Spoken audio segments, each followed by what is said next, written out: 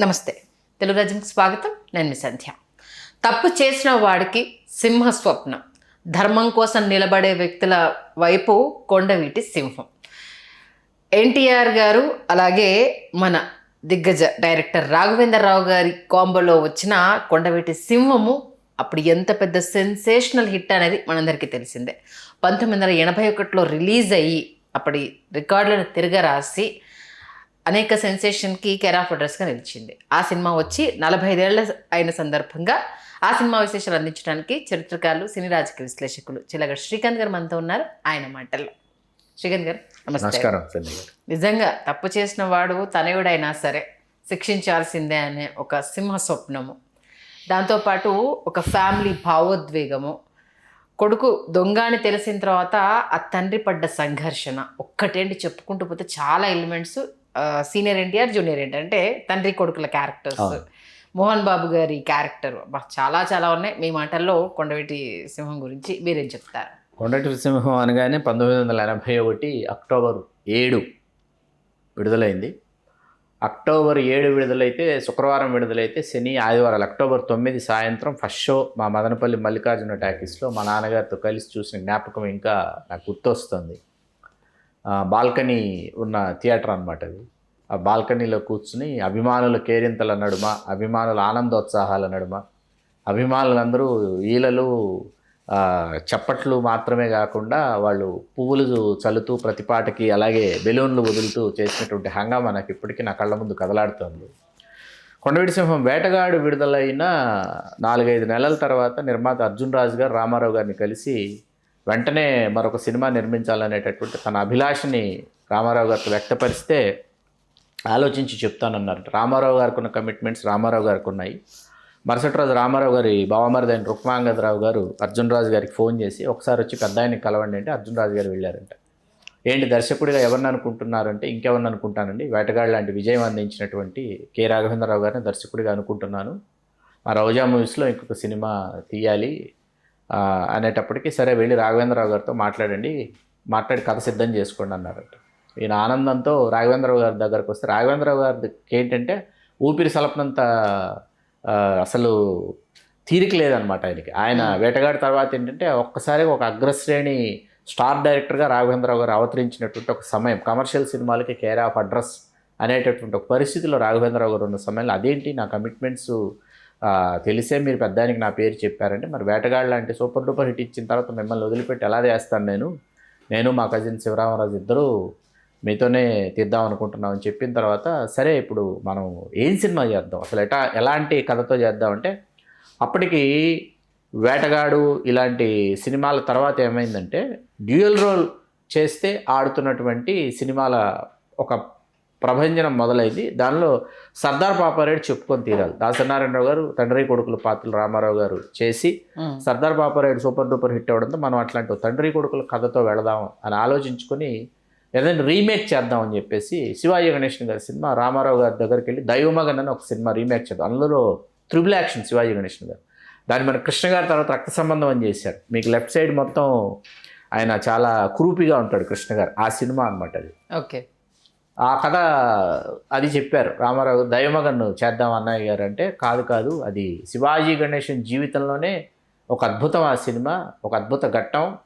శివాజీ గణేషన్ నట జీవితంలో అది ఒక మైలురాయి, దాని జోలికి మనం వెళ్ళకూడదు. ఇంకేదైనా చూడండి అంటే తంగపథకం అనేసి అల్లు రామలింగయ్య గారు తంగపథకం రైట్స్ అల్లు రామలింగయ్య గారు తీసుకుని 1976లో శివాజీ గణేషన్ గారి cinema good father bad son అనేటటువంటి కథాంశంతో చేసినటువంటి సినిమా. ఒకటే శివాజీ గణేషన్ క్యారెక్టరే గుడ్ అనమాట, సన్ వచ్చేసి వేరే అతను వేసాడు తమిళలో.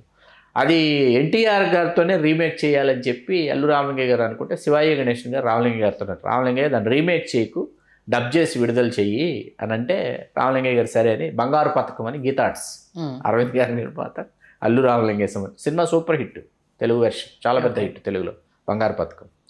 సరే దాన్ని ఏం చేద్దాం, తంగ పథకం దాన్ని తీసుకుని ఏం చేసింటే ఆలోచించారు.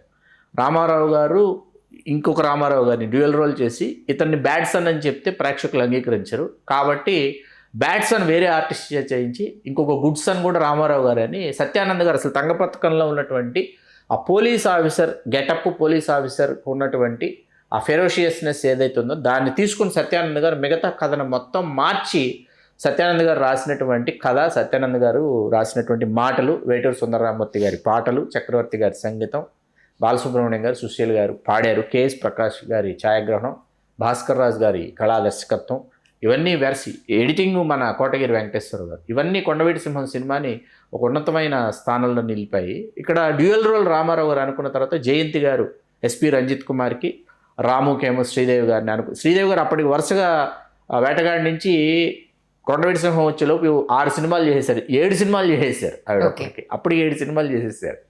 చేసిన తర్వాత ఇప్పుడు బ్యాడ్స్ అని ఎవరు చేయాలి అనేటటువంటి ఆలోచన వచ్చిన తర్వాత మొదట అనుకున్నది వాస్తవానికి చిరంజీవి గారిని.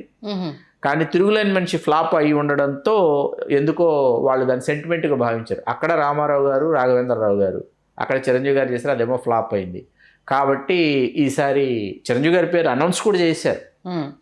కానీ ఆ పాత్ర మోహన్ బాబుని వెతుక్కుంటూ వెళ్ళిన తర్వాత మోహన్ బాబు గారికి వెళ్ళి చెప్పారు. చెప్పిన తర్వాత మోహన్ బాబు గారు చాలా సంతోషపడిపోయాడు. కానీ డేట్స్ లేవు. దాసనారాయణరావు గారి దగ్గర డేట్స్ ఉన్నాయి. మోహన్ బాబు గారు ఇంకో సినిమా దాసనారాయణరావు గారు మోహన్ బాబు గారితో చేస్తున్నారు.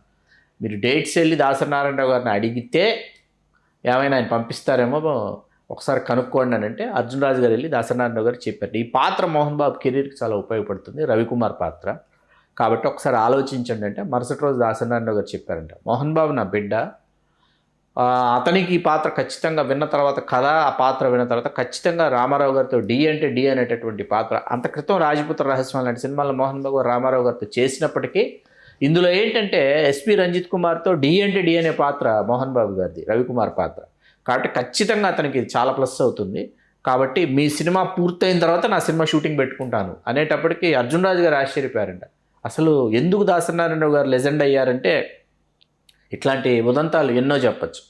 కథ ఎప్పుడైతే వీళ్ళు రాసుకుంటూ వెళ్ళారో కథాగమనాలు ఏంటంటే జయంతి గారి పాత్ర చనిపోయిన తర్వాత ఎస్పి రంజిత్ కుమార్ కూడా చనిపోతేనే బాగుంటుంది, ఆ కథకి ధర్మం చేకూరుతుందని తెలిసిన తర్వాత రామారావు గారు బనగానపల్లి వెళ్తున్నారు. శ్రీమద్ విరాట్ పోతులు వీరబ్రహ్మేంద్ర స్వామి చరిత్ర, నెల రోజులు అక్కడే ఉంటారు. వెళ్తుంటే మొత్తం కథ అంతా వినిపించారు, క్లైమాక్స్ చెప్పలేదంట రామారావు. కథ అంతా విన్న తర్వాత రామారావు గారు చాలా బాగుంది, గో హెడ్ అన్నారు. అనేసి వెళ్ళిపోయిన తర్వాత పాత్ర చనిపోతుందని చెప్పిన తర్వాత వెళ్ళి రామారావు గారు చెప్పాలి మీ పాత్ర చనిపోతుందని చెప్పి అర్జున్ రాజు గారు బనగానపల్లి వచ్చి కథ అంతా మీరు విన్నారు కదా, క్లైమాక్స్ ఇట్లా అనుకున్నాం, కొండవీటి సింహం ఏదైతే ఉందో ఎస్పి రంజిత్ కుమార్ చనిపోతేనే కథకు న్యాయం జరుగుతుంది అనుకుంటున్నాం అంటే రామారావు గారు ఆలోచించి ఆ క్లైమాక్సే కరెక్ట్, మీరు చెప్పిన క్లైమాక్సే కరెక్ట్ అన్నారు.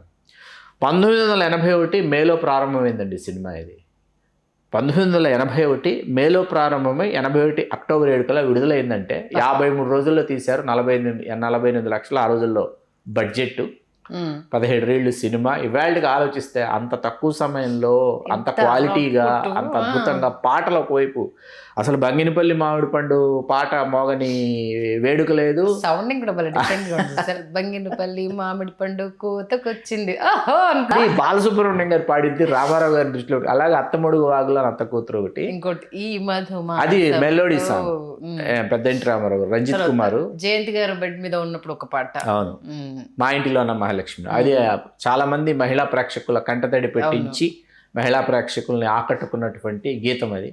మీకు రామారావు గారు పాల్గొన్న ఆఖరి 100 రోజుల వేడుక ఇదండి. నాగేశ్వరరావు గారు ముఖ్య అతిథిగా వచ్చారు. రామారావు గారు పాల్గొన్న ఆఖరి వేడుక. ఆ తర్వాత సినిమా వేడుకల్లో రామారావు గారు ఆయన శతదినోత్సవ వేడుకల్లో కూడా ఆయన పాల్గొనలా.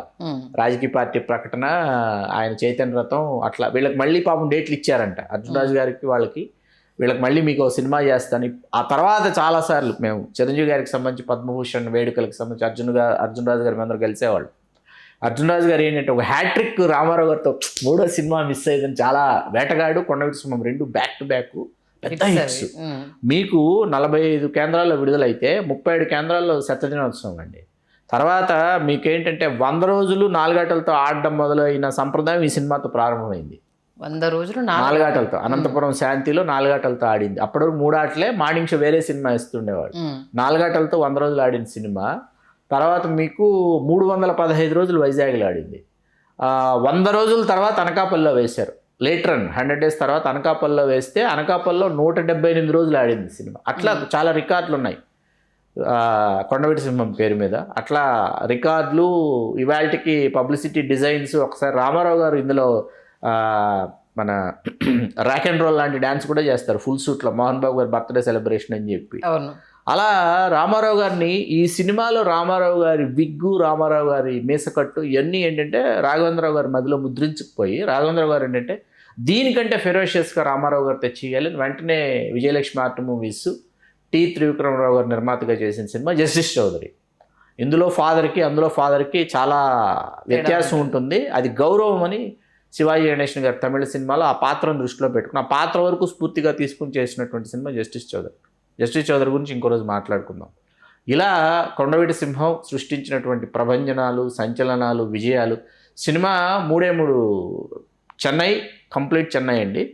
తర్వాత సాంగ్స్కి ఊటీ వెళ్ళారు, క్లైమాక్స్కి హోగనికల్ ఫాల్స్కి వెళ్ళారు. ఇంతే 3 లొకేషన్స్లోనే సినిమా చాలా చక్కగా జాగ్రత్తగా డిజైన్డ్గా ప్లాన్ చేసుకుని వెళ్ళి అద్భుతంగా తెరకెక్కించి ఇవాళకి 45 సంవత్సరాలు పూర్తయినా మనం మాట్లాడుకునేటటువంటి పరిస్థితి. రామారావు గారి సినిమాలో ఆ టైం లైన్లో ఏంటంటే అడవిరాముడు, వేటగాడు, సర్దార్ పాపారాయుడు, బొబ్బిలిపులి, కొండవీటి సింహం, జస్టిస్ చౌదరి, ఈ 6 సినిమాలు ఆ సమయంలో లేకపోతే రామారావు గారికి రాజకీయంగా ఆ ఉద్ధృతికి కావాల్సినటువంటి పునాది ఏదైతే ఉందో ఆ పునాది 6 సినిమాలు ఇచ్చాయి. ఇందులో 4 రాఘవేంద్రరావు గారి సినిమాలు, 2 దాసనారాయణరావు గారి సినిమాలు కావడం విశేషం. అవును, నిజంగా. అంటే ఇప్పటికీ ఆ పోలీస్ క్యారెక్టర్లో ఆయన involvement, SP Ranjith Kumar, young police officer, old police officer, రెండు చూపించిన విధానానికి అసలు ఎంత వేరియేషన్ ఎన్టీ రామారావు గారు చూపించారు. డ్రామటైజ్ చేసిన విధానం రామారావు గారు, డ్రామటైజ్ చేసినటువంటి ప్రతి ఎక్స్ప్రెషన్ కావచ్చు, ప్రతి ఎమోషన్ కావచ్చు. భార్య ఏంటిది డెత్ బెడ్ మీద ఉన్నప్పుడు కొడుకును వెళ్ళేసి బతిమలాడతాడు. ఎన్టీఆర్ గారు, చిన్న ఎన్టీఆర్ గారు కూడా ఈయన కొడుకే అన్న ఆ సీక్రెట్ కి సంబంధించుకోవచ్చు. మళ్ళా తలకూర పెట్టడానికి మోహన్ బాబు రాకపోతే వాళ్ళ ఈఎన్టీఆర్ గారే తలకూర పెట్టడము అనేసి ప్రతిదీ అంటే కంటతడి పెట్టని వాళ్ళు ఉండరు. సినిమా ఇప్పటికీ చూసినా కూడా ఏదో ఎమోషన్. జయంతి గారు acting sir, seriously cinema throughout అండి ఉంటారా, త్రూఅవుట్ క్యారెక్టర్ చాలా బాగుంటుంది ఆవిడ పాత్ర. నిజంగా ఇంకా నాగేష్ గారు, రావు గోపాలరావు గారు, అల్లు రామలింగయ్య గారు, ఇవన్నీ వీళ్ళు లేకుండా రాఘవేంద్రరావు గారు మిగతా వనరులు ఇవన్నీ ఉండాలి, ఆధారులు ఉండాలి కాబట్టి ఆయనకి. అది శ్రీదేవి గారిని తీసుకోవడానికి అన్న రీజన్ ఉందా సినిమాకి? హిట్ పే, ఎందుకంటే గజ దొంగ అన్ని అప్పటికి రాఘవేంద్రరావు గారు, రామారావు గారితో గజ దొంగ ఇవన్నీ వరుసగా రౌడీ రాముడు, కొంటి కృష్ణుడు ఇవన్నీ కూడా చేశారు కాబట్టి ఆయన ఏంటంటే చాలా మందికి తెలుసు. రాఘవేంద్రరావు గారి సినిమాల్లో అత్యధిక సినిమాల్లో హీరోయిన్గా నటించింది శ్రీదేవి గారు. 24 సినిమాల్లో చేసి, 24 సినిమాలు. ఇంకొక సినిమా చేయాలన్న ఆకాంక్ష ఆయనకి ఉంది. ఇంకొక సినిమాలో రాఘవేంద్ర గారి దర్శకత్వంలో నటించాలన్న ఆకాంక్షని ఆవిడ వెలిబుచ్చారు, సాధ్యపడలేదు. ఇచ్చేద్దాం సార్, ఇది నిజంగానే సినిమాలు 24 సినిమాలలో ఆవిడని హీరోయిన్ గా మలిచిన విధానము ఆమె కెరీర్ ప్రేమ కానుక కావచ్చు, నాగేశ్వరరావు గారితో రాఘవేంద్ర గారి దర్శకత్వంలో సత్యం శివంలో కావచ్చు, సెపరేట్ చేద్దాం, జస్టిస్ చౌదరిలో కావచ్చు, ఇందులో అదే అంటున్నాను. మొత్తానికి అంటే కొన్ని రికార్డులు అనేవి కొందరి పేరు మీదనే ఉంటాయి. కాలగమనంలో ఎండిపోయినా కొన్ని చరిత్రలు ఎప్పుడు చెరపలేము అన్నట్టు. అంటే 4 షోలు 100 రోజులు ఆడడం అంటే మామూలు విషయం కదా. అక్కడి నుంచి 4 ఆటలతో అన్నది మొదలైంది. 4 ఆటలతో 100 రోజులు డైరెక్ట్ అంటారు. డైరెక్ట్ 100 రోజులు అంటే 4 ఆటలతో డైరెక్ట్గా ఆడింది 100 రోజులు అనేది అక్కడి నుంచి ఒక కొలమానంగా మారుతూ వచ్చింది తెలుగు సినిమాకి. నిజంగా అప్పటి స్టార్లు ఎన్ని రికార్డ్స్, ఏం టెక్నాలజీ లేని టైం, లేని రోజుల్లో ఆ రకంగా మెప్పించడం అంటే మామూలు విషయం కాదు. నిజంగా మంచి విశ్లేషణ అందించారు. Thank you Srikanth. ధన్యవాదాలు సంధ్య గారు. హలో, తెలుగు రాజ్యం ఛానల్ చూస్తున్నారా? సామాజిక, రాజకీయ, జీవన చిత్రణే తెలుగు రాజ్యం. అతిశయోక్తులు, అసత్యాలు ఉండవు. రాజకీయ కోణం కాదు, ప్రజా కోణమే కొలబద్ద. తెలుగు రాజ్యం వీక్షణ మీ ఉత్తమ అభిరుచికి నిదర్శనం.